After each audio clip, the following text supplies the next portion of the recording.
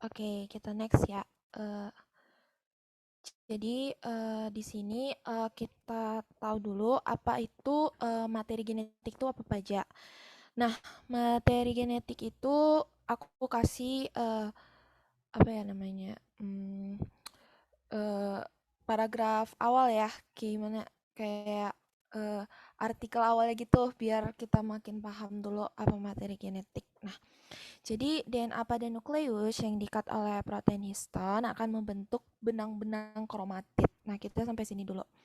Nah, DNA pada nukleus. Nah, ini kan dalam organel sel di dalam tubuh manusia itu kan ada organel-organelnya. Nah, di dalam yang namanya si nukleus ini, di dalamnya itu tuh ada namanya DNA. Nah, DNA ini itu tuh berguna untuk menyimpan materi genetik kita. Oke, jadi di dalam si nukleusnya itu ada DNA yang diikat pada protein histon dan membentuk yang dinamakan dengan benang-benang kromatid. Nah, teman-teman bisa lihat di sini. Bentar ya, aku ganti warna. Teman-teman bisa lihat di sini. Nah, ini tuh ada kromosom. Nah, di sini tuh ada benang-benang kromatidnya. Di sini tuh ada benang-benang kromatidnya yang ini. Nah, benang-benang kromatid ini akan diikat sama yang dinamakan dengan protein histon. Nah, protein histon itu nih, yang warna merah ini. Nah, protein histon. Oke, jadi benang-benang kromatin yang udah diikat sama si protein histon ini, itu namanya namanya kromatin. Nah, jadi benang kromatid ini tuh terbentuk sebelumnya itu di tahap profase. Nah, tahap-tahap profase ini tuh kita pelajarinya itu nanti di pembelahan sel. Tapi sebelum kita ke pembelahan sel, kita itu harus tahu dulu tuh materi genetik apa-apa aja dan gimana sintesisnya dan bagian-bagiannya supaya waktu pembelahan sel kita nggak bingung-bingung lagi. Jadi pada tahap pembentukannya itu ada dari benang kromatid, terus dia akan terbentuk menjadi kromatin dan akhirnya menjadi kromosom. Bukan terbentuk sih. Jadi kayak dia mengerucut atau gini, gini. Nah, jadi benang kromatid di sini, terus kromatin, terus dia kromosom. Jadi gimana yang bilangnya? Jadi lebih spesifik gitu. Jadi lebih spesifik dari benang kromatid. Kalau kita perkecil, jadi kromatin. Jadi kromatin itu bagian-bagiannya itu ada kromosom gitu. Terus benang kromatid ini akan berubah atau menebal atau mengkondensasi menjadi kromatin. Itu kan sama dengan penjelasan aku yang sebelumnya ya. Yang mengerucut atau piramida ke bawah tuh di mana kromatin yang sudah terbentuk ini akan berubah menjadi kromosom gitu. Itu aja sih untuk pendahuluan dari si materi genetik ini. Oke, selanjutnya itu yang akan kita bahas itu ada kromosom manusia. Nah, kromosom manusia itu dibagi jadi dua ya. Ada di sel somat atau sel somatik atau kita bilang juga sel tubuh atau apetosom. Nah, yang kedua itu ada namanya sel gamet yang itu ada dalam organ reproduksi kita ya. Nah, kalau sel somat itu tuh biasanya diploid yang ditandai dengan 2N. Jadi somat itu jumlahnya itu ada 46 kromosom, di mana itu akan berpasang-pasangan, jadi per kromosomnya, jadi berapa ya namanya, per per blok-bloknya itu tuh ada satu pasang. Jadi dia nanti tersusun dari 23 pasang kromosom. Jadi kalau mau disusun lebih ya lebih itunya bahasa biologinya lah ya. Itu bisa kita buat jadi 44A plus XX atau XY di mana yang XX ini untuk yang perempuan, terus untuk yang XY-nya itu untuk yang laki-laki. Nih, yang untuk perempuan yang XX, terus untuk yang X-nya itu yang untuk yang laki-laki. Jadi karena dia berpasangan, jadi untuk satu kromosomnya itu tuh kita bilang itu 22AA plus XX kalau dia perempuan, terus kalau 22AA plus XY kalau dia laki-laki. Nah, untuk sel gametnya itu tuh setengah dari kromosom induk. Nah, kromosom induk kita kan tadi ada 46. Jadi setengah dari 46 itu kan ada 23. Nah, di mana itu untuk spermanya itu yang haploid itu 22A ditambah X atau 22A ditambah Y. Nah, kenapa dia atau di sini sedangkan yang ovumnya itu tuh 22A ditambah X. Jadi kalau kalau kita tahu kan kalau perempuan kan itunya kan XX kan lambangnya.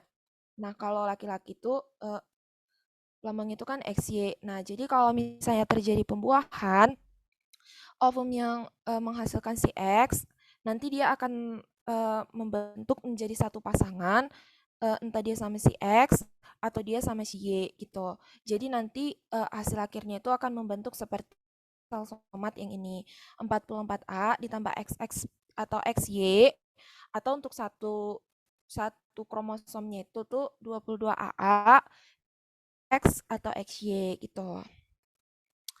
Oke, next yang di sini itu ada alel. Nah, alel itu adalah pasangan gen yang terdapat pada kromosom homolog yang menunjukkan sifat alternatif sesamanya. Nah, ini tuh bisa kita lebih spesifiknya tuh pada itu ya persilangan. Nah, kalau persilangan kan misalnya tuh manusia rambut keriting. Nah, kalau keriting kan K besar. Nah, sama manusia yang rambutnya lurus, misalnya K kecil, K kecil. Nah, jadi nanti hasil persilangannya itu tuh K besar sama K kecil gitu. Itu sih kalau spesifiknya alel itu. Jadi alel itu tuh pasangan-pasangan yang terdapat pada lokus-lokusnya si kromosom ini. Nah, misalnya ini tuh kita lihat pada gambar yang ini ya. Misalnya ini tuh K besar. Oh jangan ini tuh udah itu udah misalnya yang ini ya, yang dua yang sebelah ininya di sini misalnya eh, kromosomnya itu kromosom keriting K besar, terus yang ini tuh K kecil. Misalnya ini tuh oh iya ini ada. Itu untuk mata coklat yang ini, terus yang ini tuh alel untuk mata biru. Nah, jadi kalau misalnya mereka disilangkan, hasil alelnya jadi gini. Misalnya ini K besar, K kecil, terus mata biru sama mata coklat. Nah, tergantung bagaimana ekspresi gennya, mana yang lebih dominan dan mana yang resesif. Itu tuh sama dengan itu tuh dapat kita definisikan di genotip sama fenotip. Nah, kalau genotip itu tuh pasangan gen dalam kromosom homolog. Nah, kalau fenotip itu ekspresi gen yang mempengaruhi penampakan sifat-sifat gitu. Jadi kalau si genotip itu tuh yang ini, misalnya kan tadi kan yang dominan kan si K besar, terus yang resesif kan si K kecil.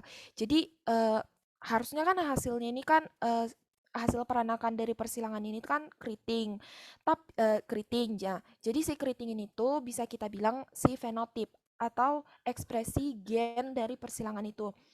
Misalnya ada manusia eh, yang sudah mengalami persilangan besar K kecil, terus ada lagi K besar K kecil. Nah, hasil persilangan itu kan nanti ada banyak tuh. Nah, jadi yang lebih dominan itu nanti akan terekspresi hasilnya di yang dinamakan dengan fenotip. Sedangkan yang kalau K besar K kecil gitu-gitu tuh itu namanya genotip dan tidak terekspresi biasanya. Jadi biasanya tuh ini lebih dibahas itu di materi persilangan sih. Jadi sekian yang untuk alel, kita lanjut. Oke. Oke, selanjutnya kita masuk di ini ya, DNA sama RNA. Nah, jadi untuk masuk ke sintesis protein selanjutnya, kita perlu banget untuk bahas si DNA sama si RNA ini. Jadi si DNA ini tuh ciri-cirinya dulu ya yang pertama. Jadi si DNA ini ciri-ciri yang pertama tuh namanya itu si DNA itu double helix. Nah, double helix gimana? Double helix tuh gini. Nah, gini. Oke, gini. Kalau double helix tuh bentuknya gini. Terus basan nitrogennya DNA itu ada adenin, guanin, sitosin, sama timin. Nah, pembedanya itu tuh hanya di sini loh, di timin. Dah, gitu. Sedangkan kalau di RNA itu pembedanya itu di urasil. Jadi setiap basa nitrogennya itu sebenarnya sama, cuma pembedanya ada di belakang-belakang ini aja, di timin sama di urasil kalau di RNA gitu. Terus si DNA ini berfungsi yang pertama itu untuk pewarisan sifat dan yang kedua fungsinya itu untuk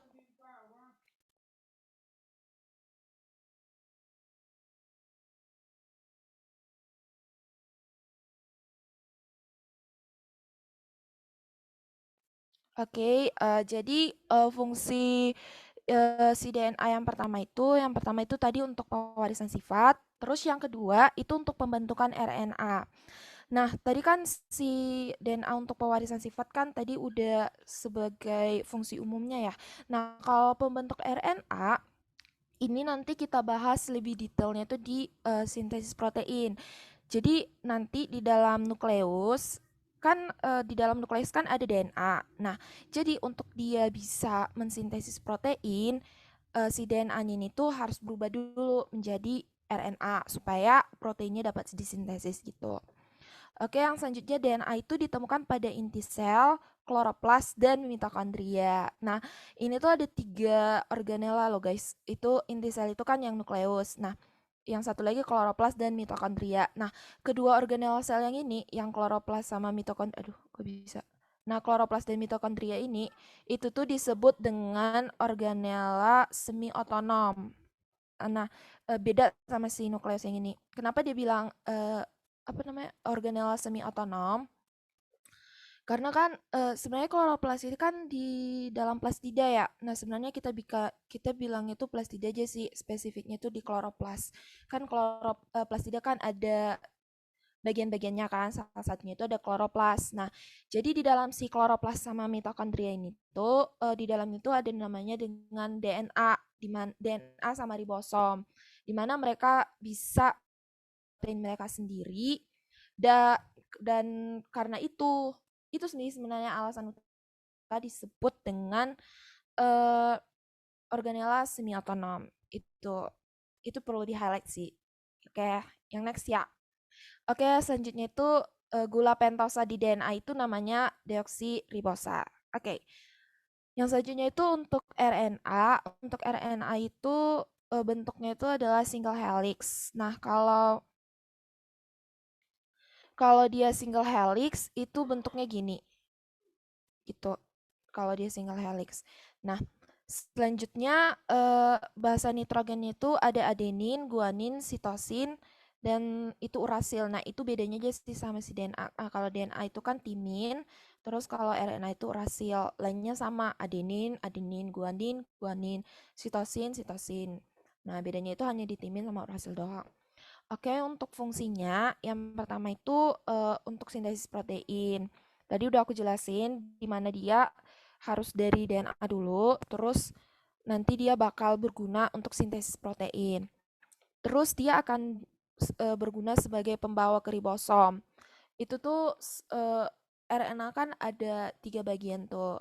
Ada nanti lebih jelasnya akan aku jelasin di belakang. Itu ada mRNA, ada rRNA, dan ada tRNA. Nah, salah satunya itu berfungsi untuk membawa ke ribosom. Oke, yang selanjutnya itu adalah menyusun asam amino. Sama sih sama pembagian RNA yang udah aku sebutkan tadi. Itu salah satunya ada fungsinya itu untuk menyusun asam amino. Oke, yang selanjutnya itu ditemukan pada inti sel, kloroplas, dan mitokondria. Sama penjelasannya dengan yang di DNA, karena DNA kan untuk membentuk RNA. Pasti dong, berarti RNA itu ada di nukleus, kloroplas atau plastida, dan mitokondria. Dan selanjutnya nama gula pentosa di RNA itu namanya ribosa. Kalau di DNA itu deoksa. Bedanya itu ada di sini. Kalau DNA itu deoksi, kalau RNA deoksinya nggak ada.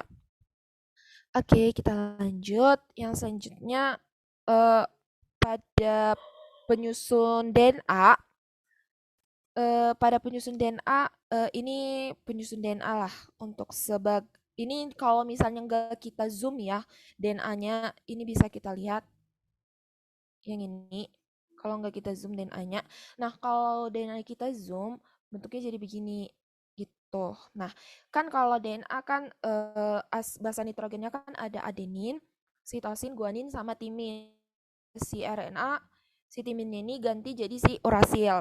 Nah, jadi di dalam si DNA ini ada namanya ikatan fosfodiester. Nah, apa tuh ikatan fosfodiester? Nah, ikatan fosfodiester itu adalah fosfat yang berikatan dengan pentosanya, yaitu fosfat satu nukleotida berikatan dengan karbon gula pentosa nukleotida 2. Nah, itu bisa kita lihat di sini, di mana ini kan ada fosfat yang ini di ujung 5 ini.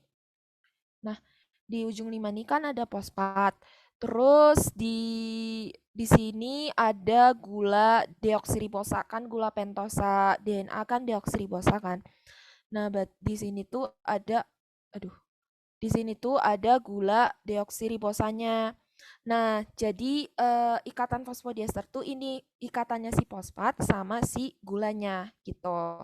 Itu namanya ikatan fosfodiester. Terus ada lagi sih namanya sebenarnya di sini ini ikatan-ikatan antara basa nitrogen yang ini adenin sama timin, terus ini eh, guanin sama sitosin. Nah, nama ikatan-ikatan yang ini tuh yang di tengah-tengah itu tuh namanya ikatan hidrogen. Nah, teman-teman bisa lihat kok di sini ada ada H, ada hidrogen, ada hidrogennya. Nah, itu tuh namanya ikatan hidrogen. Ikatan hidrogen ini kenapa harus ada? Supaya dia tetap membuat bentuknya double helix seperti ini. Gitu. Dia tetap mempertahankan bentuknya jadi double helix seperti ini gitu sih. Oke. Oke, untuk penjelasan lanjutannya aku ada kasih poin-poin sih ini. Itu. Nanti kita bolak-balik aja supaya lebih paham. Yang pertama, itu aksen pada kedua pita, 3 aksen dan 5 aksen, itu diikat dengan karbon pentasa atau gugus hidroksil. Nah, ini. Itu kan ada ujung 5 sama ujung 3. Nah, itu tuh diikat sama yang dinamakan dengan, mana tuh tadi? Ini, karbon pentosa atau gugus hidroksil. Nah, karbon pentosa kan tadi yang ini tuh gula pentosanya si deoksiribosa. Yang ini, yang ini tuh. Nah, terus gugus hidroksilnya tuh yang ini di sini si ikatan hidrogennya gitu. Aduh. Oke, yang kedua itu di aksen 5 aksen itu akan diikat karbon pentosa 5 dengan gugus fosfat. Sedangkan di aksen 3 akan diikat gugus hidroksil dan karbon pentosa 3 atau sebaliknya. Itu tuh definisi dari ikatan fosfodiester tadi ya, yang poin kedua ini. Terus poin ketiga itu kedua untai polinukleotida berjejer ini akan membentuk helix ganda secara antiparalel. Nah, kan tadi udah aku jelasin kenapa bentuk bentuk dari si DNA ini jadi double helix. Itu karena ini sih sebenarnya karena ikatan hidrogennya. Nah, kalau ikatan hidrogennya nggak ada, dia menjadi single, jadi single strain, jadi seperti ini. Dia nggak bakalan nempel. Jadi ikatan hidrogen ini yang bakal mempertahankan bentuk dari si DNA tetap double helix gitu.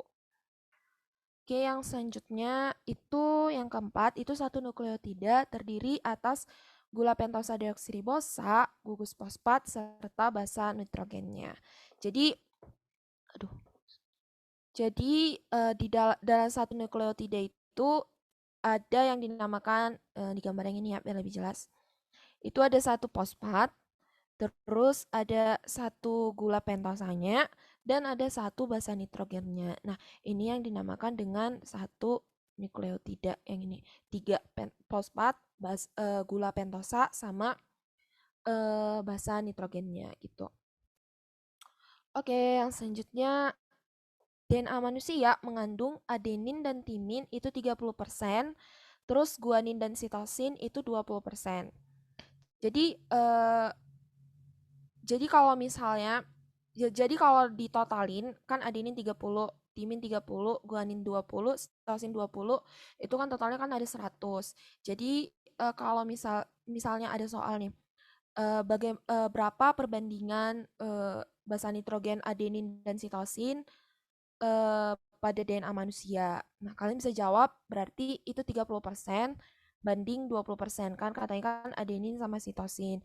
Berarti jadinya 3 banding 2 gitu. Atau bisa aja nanti misalnya jumlah basa nitrogennya itu ditentukan, misalnya jumlah basa nitrogennya itu ada 100 misalnya gitu ya.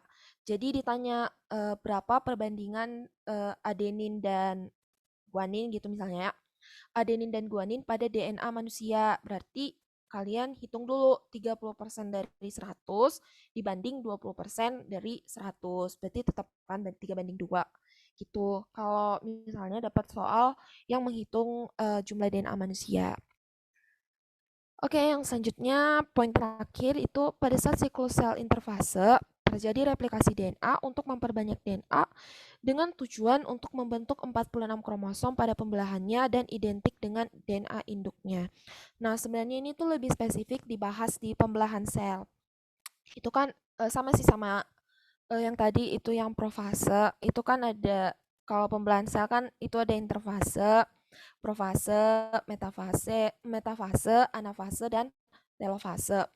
Jadi nanti di siklus yang pertama kali, yang interfase, di situ nanti akan terjadi yang dinamakan dengan replikasi DNA, di mana nanti pada interfase itu nanti dia bakal replikasi terus sebanyak-banyaknya sampai didapat 46 kromosom yang fungsional yang bakalan dilanjutkan terus nanti yang bakal dilanjutkan terus sampai dia akan identik dengan DNA induknya gitu. Nanti itu lebih spesifiknya bakalan dibahas di itu sih di materi pembelahan sel.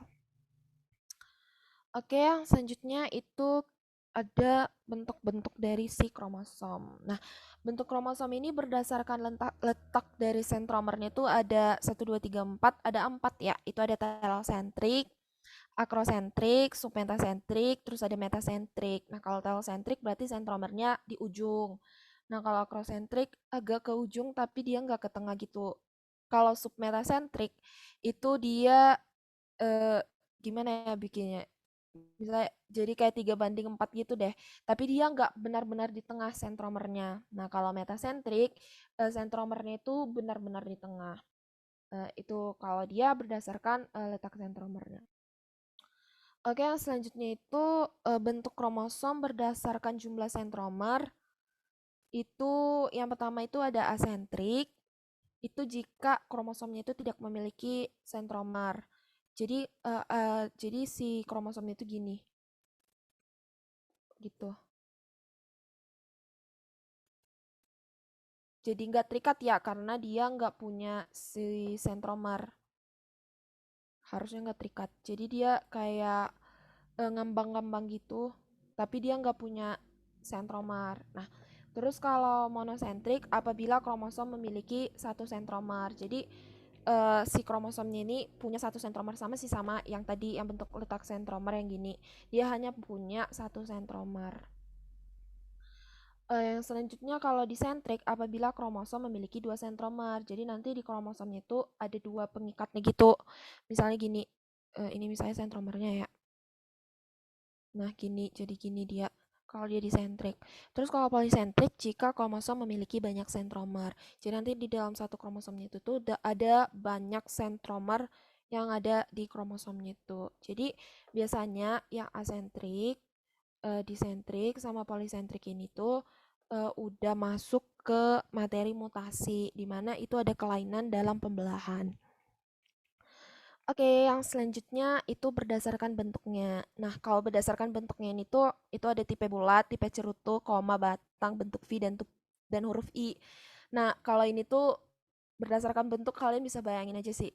Kalau bulat berarti bulat, kalau dia bentuknya cerutu berarti bentuknya tuh jadi kayak panjang-panjang gitu. Terus kalau koma dia bentuknya jadi kayak koma gitu aja sih kalau berdasarkan bentuknya. Oke, kita lanjut. Oke, yang selanjutnya itu berdasarkan fungsi. Nah, kalau autosom itu namanya itu kromosom tubuh ya nama lainnya. Nah, kalau ke gonosom itu namanya kromosom kromosom kelamin yang terbagi menjadi gonosom X dan gonosom Y. Tadi aku udah kenalin di awal di materi genetik yang pertama yang bagaimana kita menulis bagaimana kita menulis jumlah kromosom tubuh dalam tubuh manusia gitu. Oke, selanjutnya itu ada jumlah kromosom. Nah, kalau dia manusia, nah kalau manusia kan tadi jumlah kromosomnya kan ada 46. atau 23 pasang. Nah, jadi kalau organismenya itu simpanse, nah kalau simpanse itu ada 48, berapa pasang, kalian tinggal bagi dua aja. Itu kalau merpati ada 80 dan lain-lainnya. Sebenarnya itu ada banyak, tergantung organisme apa aja. Biasanya sih nggak ditanya-tanya banget sih kalau yang ini jumlah kromosom dari organisme apa aja, tapi karena jumlah kromosom kan beda-beda tuh jumlahnya, misalnya kayak kentang 48, jagung 20 gitu. Dia agak timpang, gak ada range kalau misalnya hewan dari segini sampai segini gitu. Kalau tumbuhan dari segini sampai segini. Jadi kalau ini biasanya enggak, ya kan susah juga ya ngapal jumlah kromosom, cuman bisa jadi ditanya organisme-organisme dengan organisme-organisme yang umum, misalnya kayak manusia atau kucing, kuda gitu-gitu. Bisa jadi ditanya jumlah kromosomnya. Tuh.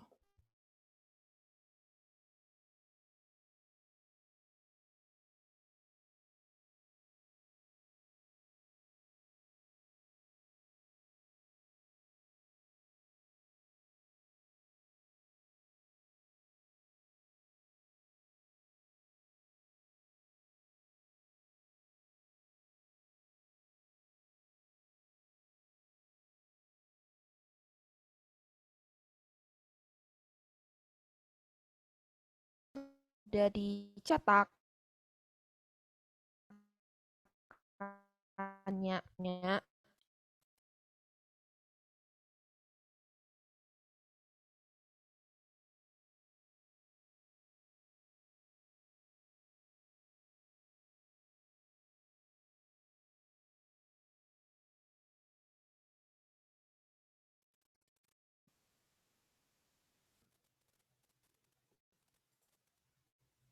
Oke, nampak ya. Oke, oke kita bahas dulu itu ya model eh, replikasi dari DNA. Oke, yang pertama itu ada namanya model, aduh, ada model konservatif. Nah, kalau dia model konservatif, itu kedua untai asal itu akan bertindak sebagai template atau cetakan, di mana akan dihasilkan dua molekul DNA, yaitu satu molekul asal dan satu molekul baru. Nah, itu tuh gini, ini kan molekul DNA asalnya itu kan yang biru tua. Nah, setelah dia eh, mereplikasikan dirinya sendiri, nah jadi nanti akan dihasilkan eh, satu molekul. Jadi dia akan dihasilkan satu molekul ini. Mana nih? Waduh. Jadi dia nanti akan dihasilkan satu molekul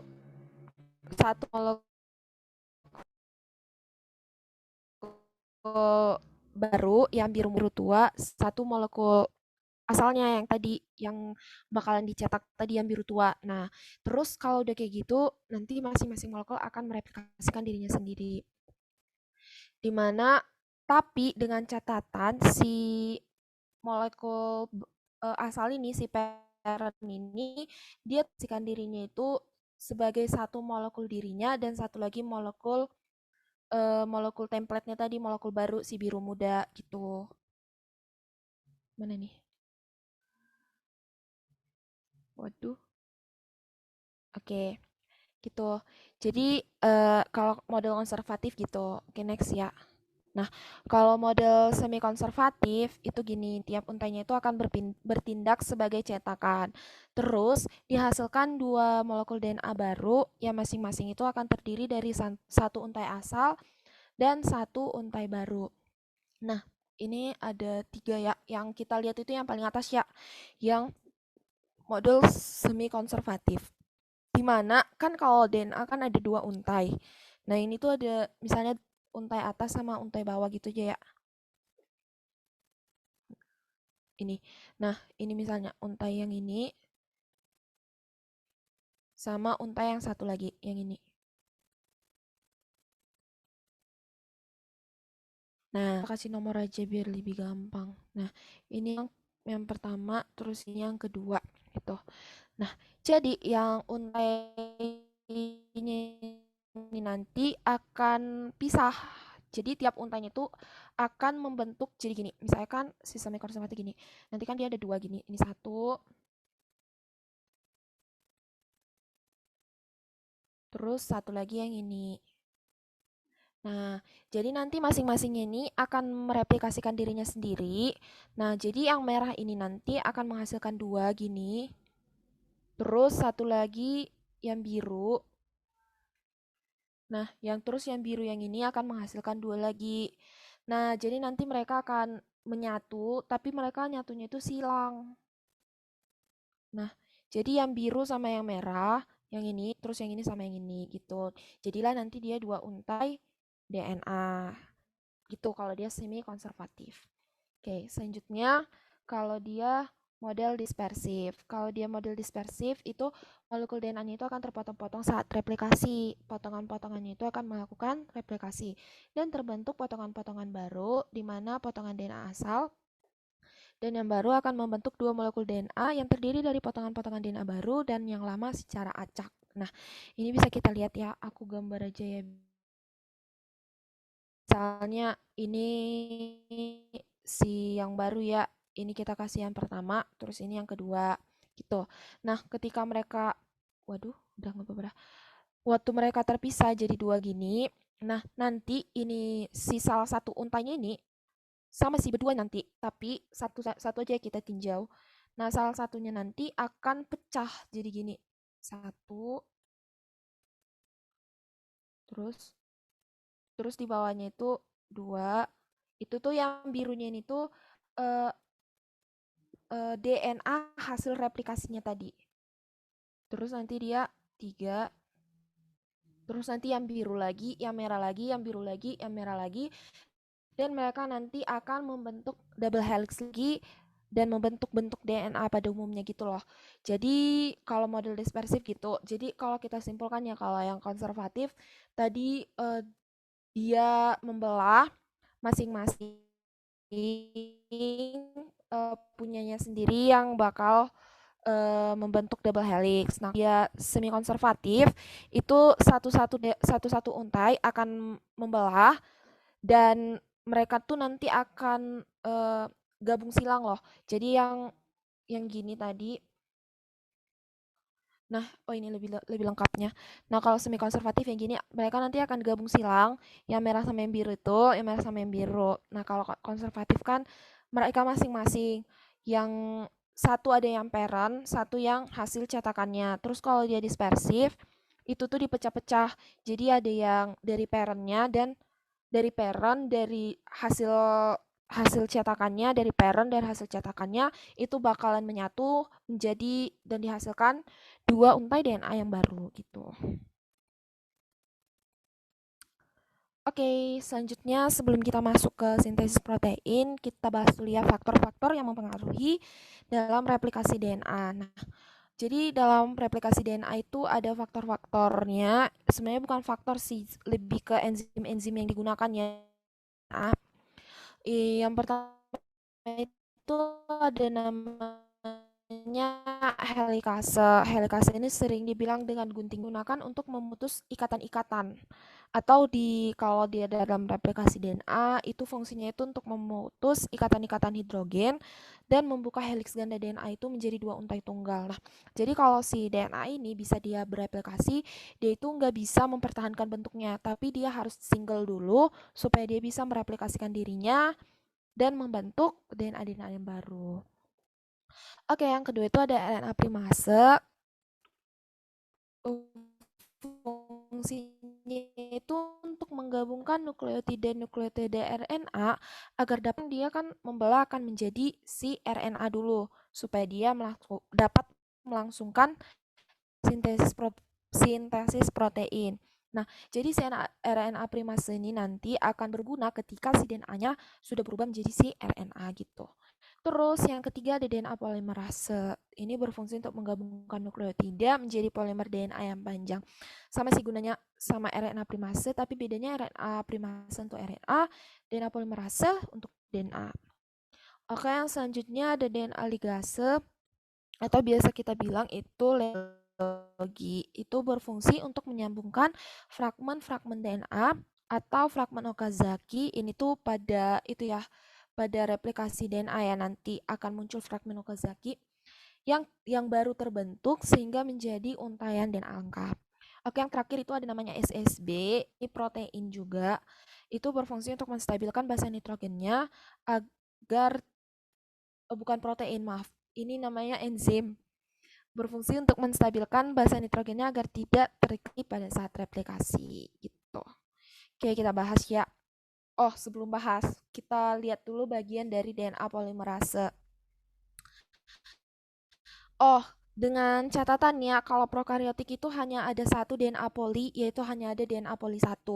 Terus kalau eukaryotik itu ada dua DNA poli, yaitu ada DNA poli 1 dan ada DNA poli 3. Nah, fungsinya apa? Kalau poli 1 itu untuk pengecekan ulang dalam pemasangan basa nitrogen oleh poli 3 atau cross check misalnya kan itu kan setiap DNA kan ada pasangan-pasangannya.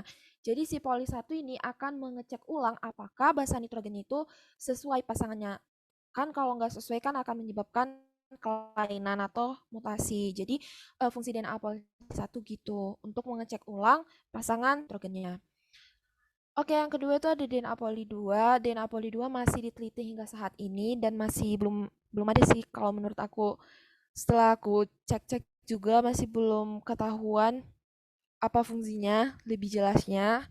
Oke, yang selanjutnya itu ada DNA poli 3, itu berfungsi dalam pemasangan basa nitrogen dalam rantai baru agar membentuk untaian DNA. Jadi DNA poli 3 dan poli 1 ini apa ya, saling bantu-membantu. Setelah DNA poli 3 memasangkan basa nitrogennya, terus datang DNA poli 1, ngecek lagi kerja DNA poli 3 benar apa enggak gitu.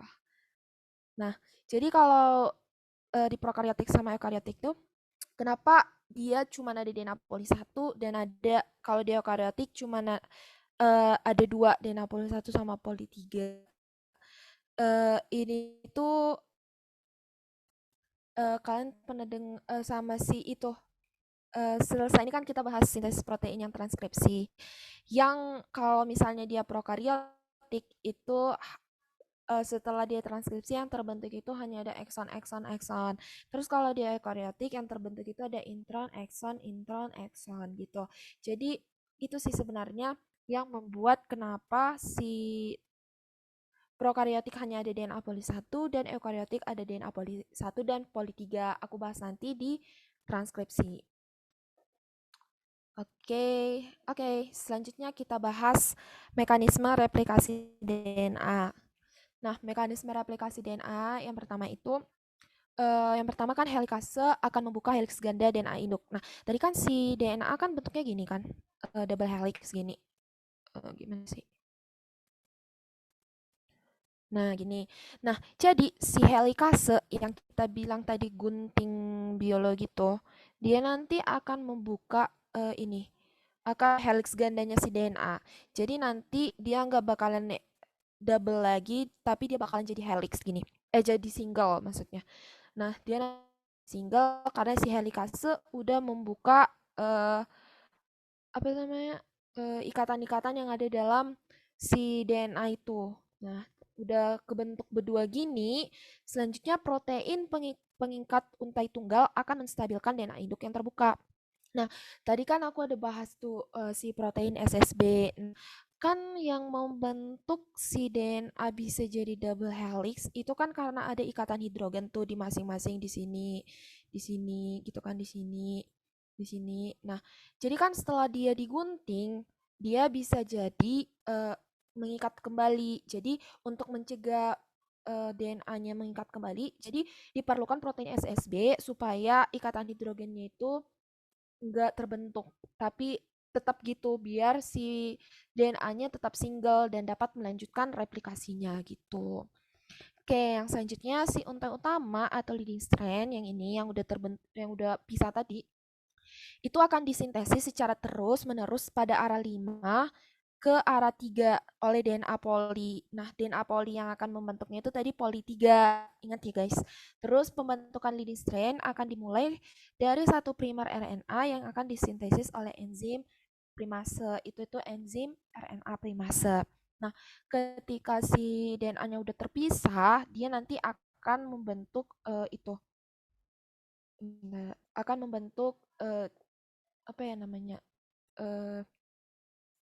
Akan membentuk template cetakannya, hasil replikasinya. Nah, gitu.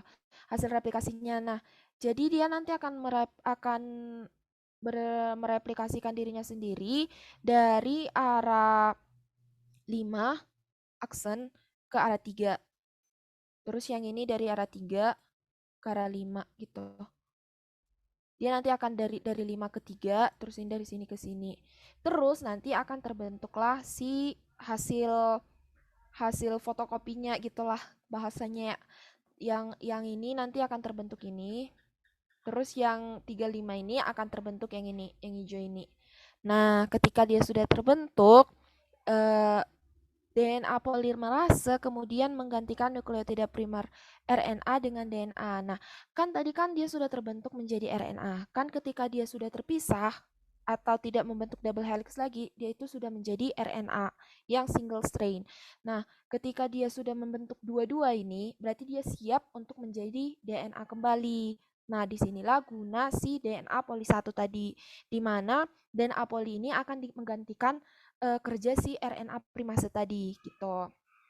Yang selanjutnya, untuk memanjangkan untai baru DNA ini, supaya dia lebih panjang lagi, DNA poli akan bekerja sepanjang cetakan yang jauh dari cabang replikasi. Berarti mencetak lagi gitu ya bahasanya. Oke, yang selanjutnya itu pembentukan lagging strain atau untai lamban, yaitu untai DNA yang terletak pada sisi yang berseberangan dengan leading strain. Selanjutnya, enzim primase akan mensintesis primer-primer RNA dan kemudian diperpanjang oleh DNA polimerase akan membentuk fragmen Okazaki. Nah, jadi ketika si DNA si RNA-nya ini mensintesis dirinya sendiri, dia akan menghasilkan sebenarnya dia nggak hanya menghasilkan dirinya sendiri aja, sebenarnya dia ada menintesis yang dinamakan fragmen-fragmen Okazaki. Ada juga kayak hasil sampingan-sampingan gitu loh guys. Jadi si fragmen-fragmen Okazaki nanti yang akan diperpanjang lagi oleh si DNA poli. Tadi kan yang memperpanjangnya itu kan DNA poli 3 ya.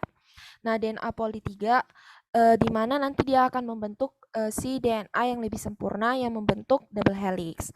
Ya, kayak yang selanjutnya setelah udah oke nih si DNA-nya, maksudnya si setiap strain-strainnya itu udah oke, udah bisa lagi digabungkan.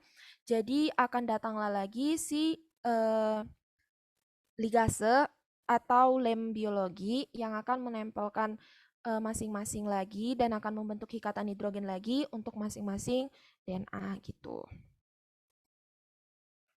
Oke, yang selanjutnya itu ada jenis-jenis dari RNA. Yang pertama itu ada mRNA. Nah, mRNA ini tuh namanya messenger RNA atau dapat juga kita bilang itu RNA duta atau dRNA. Itu terdapat di inti sel atau di nukleus ya dan di sitoplasma. Nah, mRNA ini itu molekul untai tunggal, fungsinya membawa informasi genetik dari DNA ke ribosom. Terus untuk tRNA atau transfer RNA adalah RNA terpendek yang bertindak sebagai penerjemah kodon dari mRNA.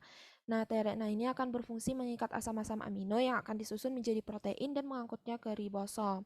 Ini tuh jadi ini tuh berguna di proses translasi. Nah, kalau yang ketiga itu ada rRNA, itu ada ribosomal RNA. Itu merupakan molekul yang paling besar dibandingkan mRNA dan tRNA yang berfungsi bersama-sama dengan protein membentuk struktur ribosom. Nah, nanti si tRNA dan rRNA ini akan berfungsi di si translasi, sedangkan yang mRNA akan berguna di transkripsi. Oke, yang pertama kita bahas dulu mekanisme sintesis protein. RNA, mekanisme sintesis protein, itu sih bahasanya harusnya.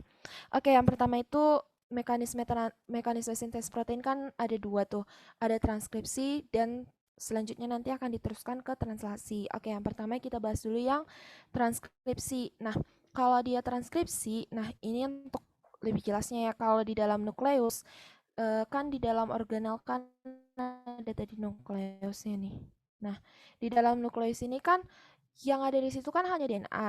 Nah, jadi si DNA ini akan diubah dulu menjadi yang dinamakan dengan mRNA.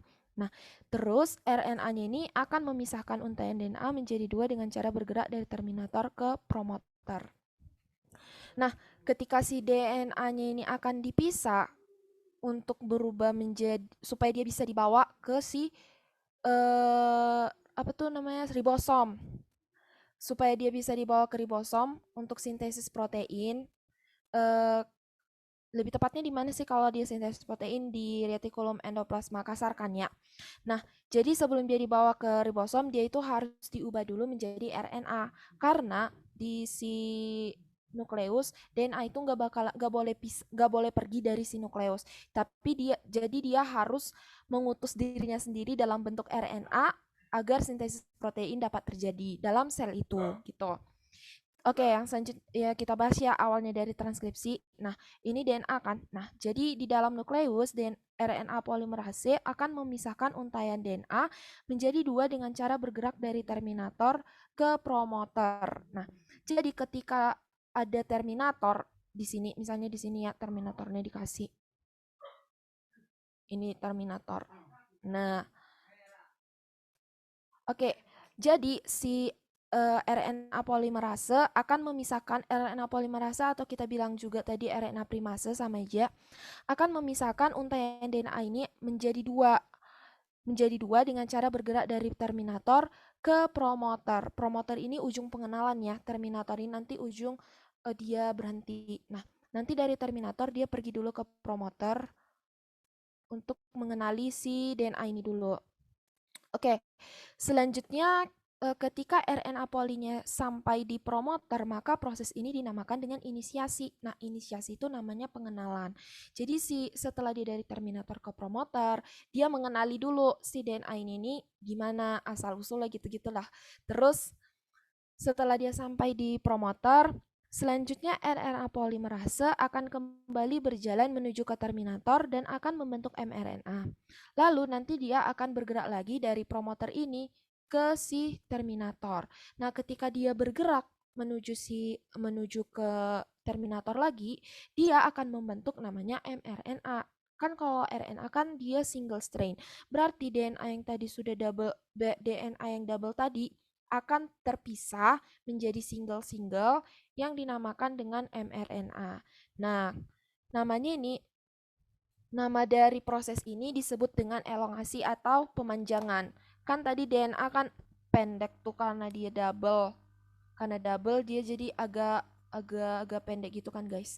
Terus kalau dia sudah mengalami elongasi berarti si strainnya itu akan menjadi lebih panjang dan dinamakan dengan mRNA. Oke, yang selanjutnya ketika RNA polimerase dan mRNA telah sampai di terminator, maka proses transkripsi selesai. Terminasi adalah proses akhir dari transkripsi. Nah, setelah RNA primasenya itu sampai di terminator atau tahap akhirnya tadi, berarti mRNA yang sudah terbentuk di nukleus itu sudah siap dikeluarkan dari nukleus menuju ke ribosom untuk melakukan sintesis protein. Oke, yang selanjutnya sebelum masuk ke translasi, ya aku mau bahas tentang setelah transkripsi, sebenarnya ada terbentuk, ini kalau kita bahas di sel eukariotik ya Kak. Kalau dia eukariotik, nah kalau dia mRNA itu nanti akan terbentuk dari ujung 5 ke ujung 3 ya. Nah, kalau di eukariotik kan tadi aku ada singgung ya yang tentang intron, terus ada ekson. Aduh, ada intron, ada ekson, ada intron, terus ada ekson, terus ada intron, terus ada ekson. Nah, itu dia kalau pada si eukariotik. Terus supaya si mRNA-nya ini dapat keluar dari nukleusnya dengan aman dan dapat mensintesis proteinnya dengan baik di ribosom nanti, dia ini akan mengalami modifikasi terlebih dahulu supaya si si mRNA ini lebih stabil gitu keluar dari nukleusnya gitu. Jadi kenapa dia harus dimodifikasi si RNA-nya ini supaya RNA-nya ini lebih matang. Yang pertama, supaya dia lebih matang. Terus yang kedua itu supaya RNA-nya ini eh, lebih terlindungi gitu. Jadi kalau misalnya si RNA ini udah keluar dari nukleus, di sitoplasma itu ada namanya enzim hidrolitik yang dapat menghancurkan si RNA ini dengan langsung. Nah, karena supaya kan dia kan setelah dari nukleus itu menuju ribosom kan itu butuh perjalanan ya, butuh waktu. Nah, gak mungkin dong keluar dari nukleus langsung dihancurkan. Nah, jadi dia butuh modifikasi supaya dia itu lebih matang dan lebih terlindungi saat perjalanannya menuju ke ribosom. Nah, terus yang ketiga itu dia juga bisa membantu untuk supaya si RNA-nya ini dapat melekat pada ujung pengenalan ribosom nanti waktu dia mau mensintesiskan protein gitu. Nah, jadi dalam modifikasinya ini itu kan ada intron, ekstron, intron, ekstron, intron, ekstron ya. Jadi kalau di eukariotik intron-intron ini itu tuh harus dibuang atau harus dibuang dan hanya digunakan ekstronnya aja. Kenapa? Karena intron ini tuh nggak bisa mengkodekan protein, sedangkan ekstron hanya ekstron yang bisa gitu. Jadi supaya hasil sintesis proteinnya lebih maksimal, berarti intron ini harus dibuang. Sedangkan kalau dia prokariotik, dia itu ekstron, ekstron, ekstron, di mana dia bisa langsung mensintesiskan proteinnya kan, nggak harus memodifikasi si RNA-nya lagi gitu. Makanya tadi aku ada singgung penggunaan DNA poli yang satu dan DNA poli 1 dan 3 di DNA polimerasi sebelumnya gitu. Oke, untuk modifikasi si mRNA ini, yang pertama itu kita masukkan dari pengenalan ya, pengenalan dulu. Jadi di sini ada namanya tudung tudung 5 aksen ya. Di sini namanya tudung 5 aksen yang 5 aksen yang ini. Terus yang ini nanti akan dinamakan dengan ekor poli 3. Ekor poli 3, ekor poli A di ujung 3 aksen. Nah, namanya nanti akan dinamakan dengan ekor poli A. Nah, di tudung 5 aksen ini akan ditambahkan si guanin di sini. Nah, di sini nanti akan ada si guanin. Guanin itu kan basa nitrogen kan. Nah, nanti si guanin nanti akan ditambahkan di sini. Terus di si ekor poli A itu akan ditambahkan adenin, adenin, adenin, adenin, di mana ketika dia ditambahkannya itu dia membutuhkan sinyal. Nah, sinyalnya itu akan ada ketika mereka sudah mengkodekan urutan basa nitrogennya itu adenin, adenin, urasil, adenin, adenin, adenin gitu. Nah, ketika dia sudah mengkodekan ini, baru mereka akan membentuk ekor poli A gitu. Selanjutnya, ketika udah terbentuk tudung 5, sudah terbentuk tudung 5 dan terbentuk ekor poli 3, poli A, maka si intronnya ini bisa kita cut, bisa kita potong dan akan yang tersisa itu jadi ekstron ekstron ekstron aja kan intron kan gak bakalan digunakan kan untuk sintesis protein. Nah, oke. Selanjutnya ketika udah selesai udah terbentuk tadi tudung 5 dan ekor poli A, nanti akan berlangsung proses yang dinamakan dengan RNA splicing. Nah, apa itu RNA splicing? Itu tadi proses di mana si intron ini akan dipotong, terus si ekstron ini akan ditempel-tempel. Jadi yang tersisa nanti ekstron aja. Caranya itu dengan cara ada namanya small nuclear SNRP. Itu nama enzimnya ya, SNRP. SNRP yang terdapat di splisosom. Nah, yang terdapat di splisosom.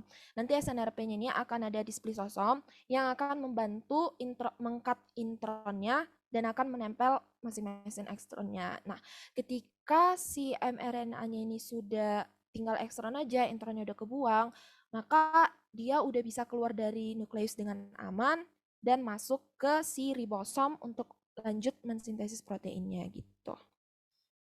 Oke, yang selanjutnya itu ini dia yang translasi. Nah, ketika si RNA-nya udah jalan masuk ke ribosom, masuklah dia ke proses translasi. Sama juga sih sama transkripsi, ada inisiasi, elongasi, sama terminasi.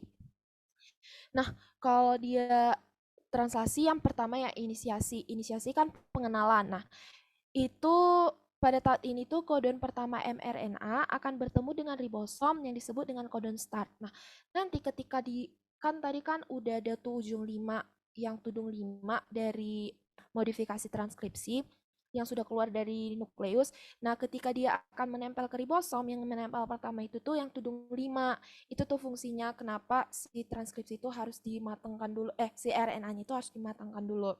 Nah, ketika dia udah nempel sama ribosom, barulah eh, barulah dilihat kodonnya. Nah, untuk memulai pensintesisan protein, maka diperlukan kodon start. Nah, kodon startnya yaitu AUG, adenin, urasil, sama guanin. Ketika AUG udah muncul tuh di mRNA-nya, baru boleh kita start uh, sintesis mensintesiskan proteinnya gitu. Terus yang kedua ada elongasi. Elongasi sama yang tadi itu pemanjangan, yaitu kodon yang dibawa mRNA akan diterjemahkan menjadi asam amino. Setelah itu masing-masing asam amino akan digabungkan oleh tRNA membawa asam amino untuk disusun menjadi protein. Dan gabungan asam amino ini akan membentuk polimer atau polipeptida gitu. Jadi ketika AUG udah muncul, maka untuk susunan protein selanjutnya akan akan dipasangkan, apa ya bahasanya lebih tepat, akan diterjemahkan lebih tepatnya. Kan tadi kan ketika mulai AUG gini misalnya ya. Nah, ini misalnya mRNA-nya. Nah, udah mulai tuh AUG. Nah, oh iya sebelumnya aku belum bahas ya ruangan-ruangan pada ribosom. Nah, jadi kalau pada sebelum dia masuk kan di ribosom ada ruangannya tuh nanti, ruangan 1, ruangan 2, dan ruangan 3. Terus ini ribosomnya. Nah, ini kayak Krusty Krab. Terus jadi kalau misalnya masuk mRNA-nya dari sini nih, masuk ke ruangan 1. Nah, ke ruangan 1 masuk, nanti dia bakalan nyeleksi gitu hingga dapat kodon start, baru dia dapat memulai uh, pengubahannya menjadi protein tadi atau asam amino. Nah, jadi ketika sudah masuk AUG di ruangan 1, baru AUG-nya itu bakalan diteruskan ke ruangan 2 yang ini. Ini ruangan 1, ini ruangan 2. Nah, ketika si AUG-nya udah masuk di ruangan 1, masuk ke ruangan 2, terus keluar di ruangan 3. Di sini nanti akan keluar. Di ruangan 3 ini akan dilepas, di mana ketika basa nitrogen yang tadi udah diterjemahkan menjadi asam amino, dikeluarkan dari ruangan kedua, di sini nanti akan keluar asam aminonya. Di sini nanti bakalan jalan terus basa nitrogennya sampai dia nanti ketemu yang dinamakan dengan codon stop atau terminasi gitu. Nanti proses translasinya itu berakhir ketika salah satu codon stop itu bertemu dengan ribosom. Di mana codon stop itu ada 3, yaitu ada UAA, UAG, dan UGA. Di sini itu codon stopnya itu UAA.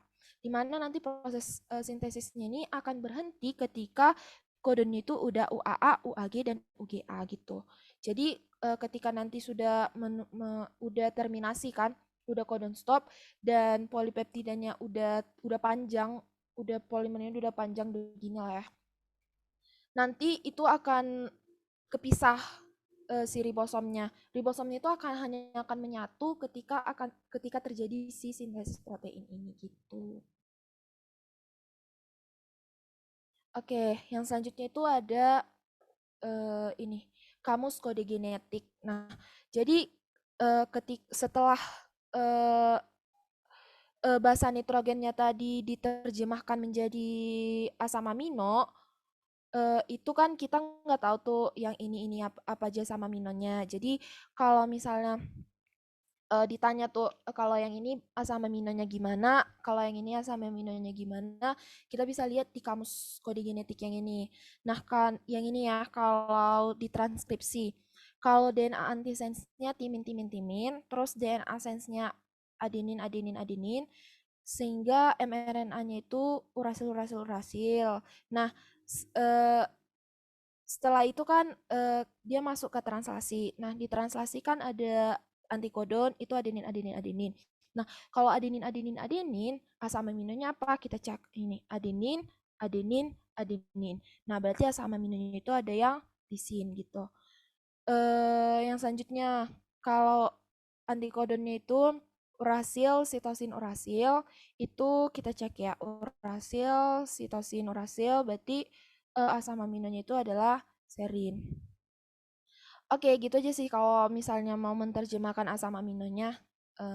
Kita next ya selanjutnya. Oke, berarti udah sampai situ aja materinya. Selanjutnya kita bahas soal dulu sebelum kita akhiri materi ini.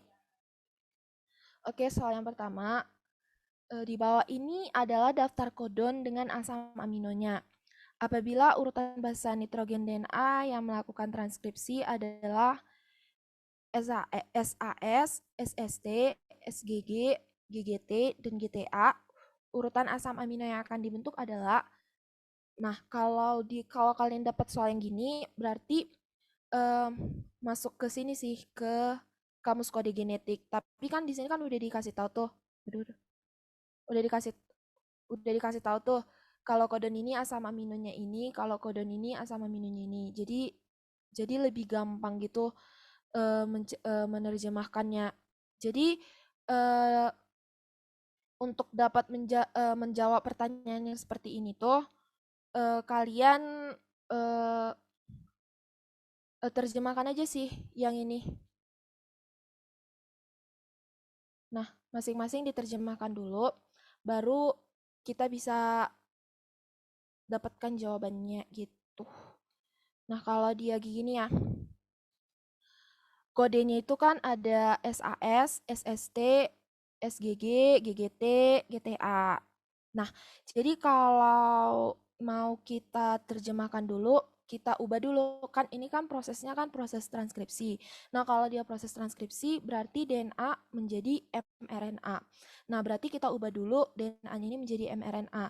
Nah, kalau dia mau ubah jadi mRNA, pasangkan setiap basa nitrogennya sama pasangannya. Nah, kalau sitosin kan pasangannya kan guanin. Kalau adenin pasangannya timin kan. Nah, karena dia RNA, berarti dia urasil. Nah, kalau sitosin pasangannya apa? Guanin ya kan.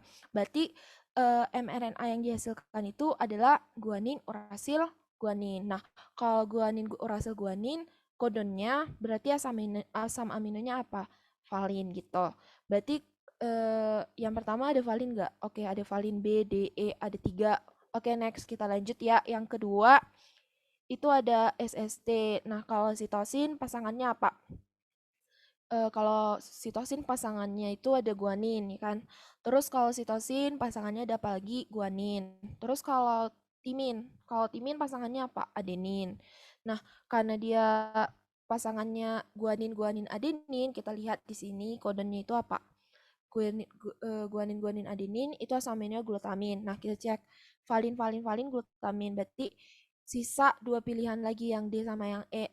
Oke. Ini kan ada sama tuh 1, 2, 3. Berarti kita cek yang keempat aja ya. Berarti 1, 2, 3, 4. Berarti yang GGT. Guanin, guanin, timin. Nah, kalau guanin, guanin itu pasangannya apa? Sitosin kan.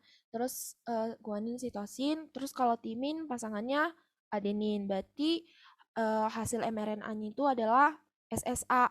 Sitosin, sitosin, adenin. Asam aminonya adalah prolin. Berarti asam amino yang terbentuk adalah ini valin, glutamin, alanin, prolin, dan serin. Berarti jawabannya yang E gitu. Oke, yang selanjutnya kita masuk ke soal nomor 2 ya. Oke, kalau soal nomor 2 itu ada untaian DNA rantai ganda yang terdiri dari 10 pasangan basa memiliki, ini tuh soal yang gini guys, yang 1, 2, 3 benar, 1 dan 3 benar, 2 dan 4 benar, hanya 4 benar gitu. Oke, jadi ini tuh kita bahas aja langsung ya. Untaian DNA rantai ganda yang terdiri dari 10 pasangan basa. Nah, jadi kalau DNA itu kan ada DNA itu kan terbentuknya itu kan double helix atau rantai ganda.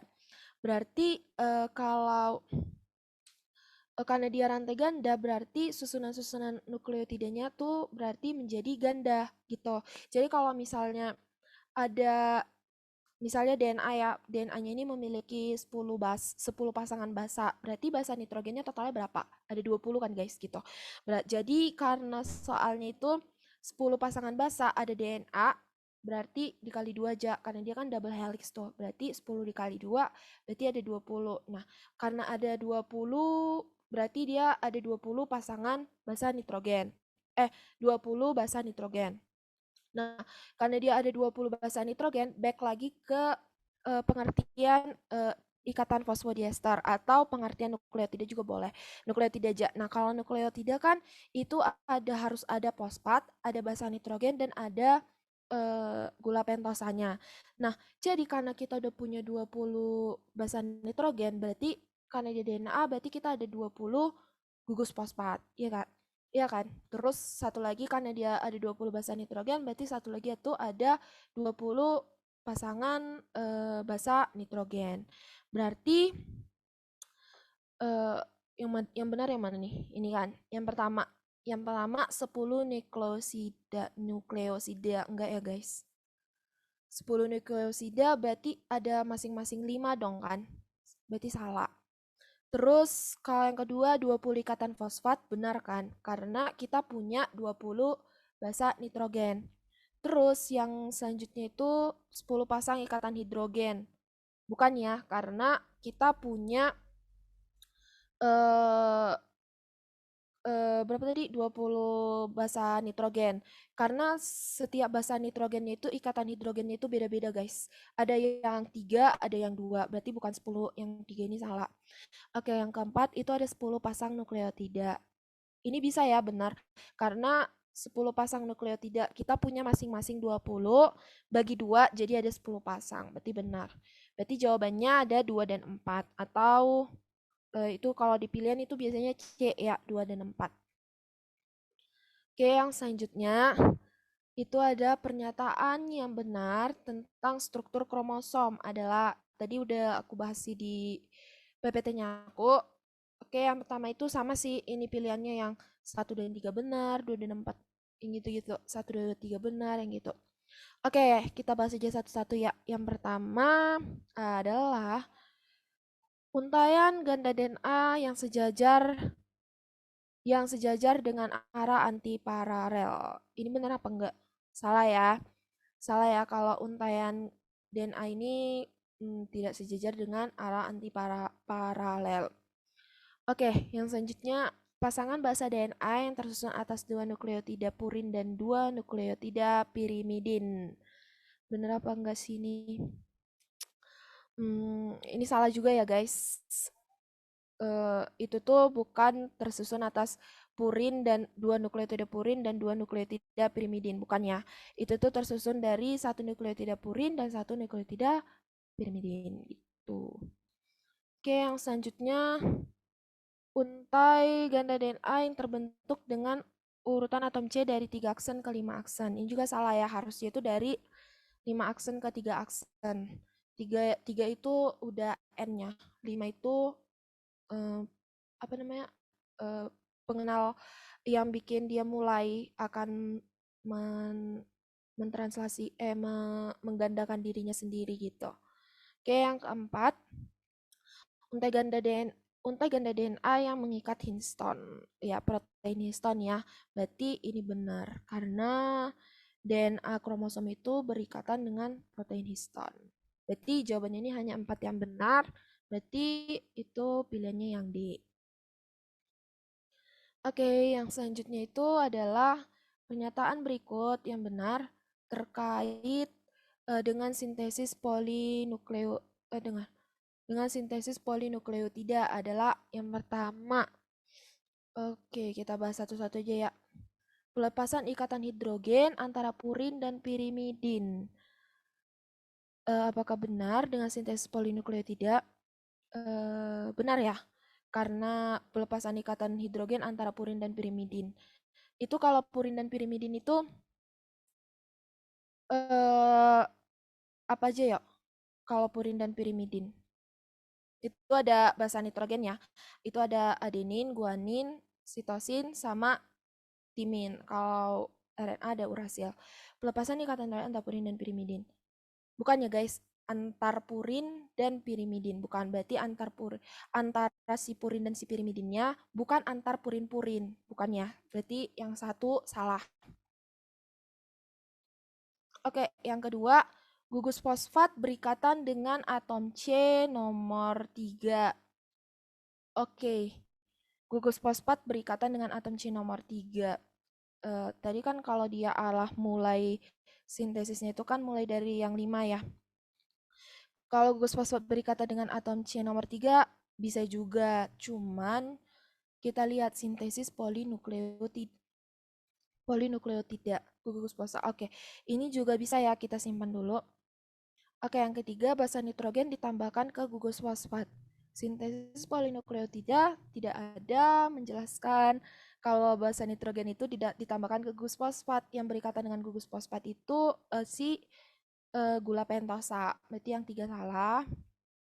Oke, yang keempat, arah pertumbuhan molekul 5 aksen menuju 3 aksen. Ini benar ya. Berarti jawabannya itu 2 dan 4 atau C. 2 dan 4 yang benar. Aduh, oke. Next, yang selanjutnya, urutan nukleotida RNA berikut yang terjadi selama proses transkripsi segmen DNA 5 aksen, yaitulah panjang ya, ATA, CTTA, CTCA, TTTT, 3 aksen. Adalah ini sama sama penjelasan di yang sebelah yang kamus kode genetik ya guys. Yang kamus kode genetik itu kita ituin dulu yang ininya. Si kodon ini kita terjemahkan dulu. Nah, kan ini kan dari 5 aksen menuju 3 aksen. Itu ya ininya nggak usah ditulis lagi. Oke, selanjutnya kita terjemahkan dia dari belakang, dari 3 aksen sehingga terbentuk itunya, kopiannya. Nah, karena kita terjemahkannya dari belakang ya. Nah, kalau timin, timin pasangannya adenin. Ya kan? Terus timin apa? Juga dia adenin. Terus yang timin ini juga adenin. Terus yang ini juga adenin. Oke. Selanjutnya ini yang adenin. Nah, yang adenin ini pasangannya apa kalau jadi dia RNA? Urasil ya kan? Berarti U. Oke. Kalau dia sitosin pasangannya guanin. Berarti ini G. Oke. Terus ini ada timin. Kalau timin pasangannya adenin. Terus kalau sitosin pasangannya guanin. Terus kalau adenin pasangannya urasil. Terus kalau timin adenin. Aduh. Terus kalau timin juga adenin. Terus sitosin guanin. Ini adenin timin. Timin adenin. Kok timin? Berarti urasil ya? Bukan timin.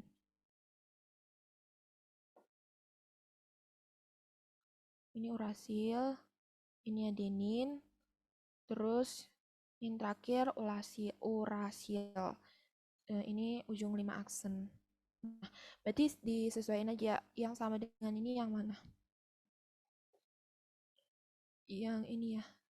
Oh, bukan ini timin. Timin.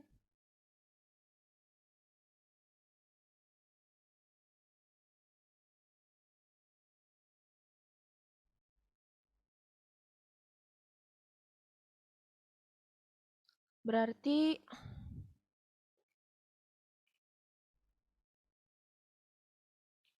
Oke. Berarti berarti ini jawabannya itu yang B, ya kan? Gak ada lagi kan yang sanggah beda, yang beda. Oke. Oke, kita next. Oke, berarti kelas hari ini selesai ya guys. Jadi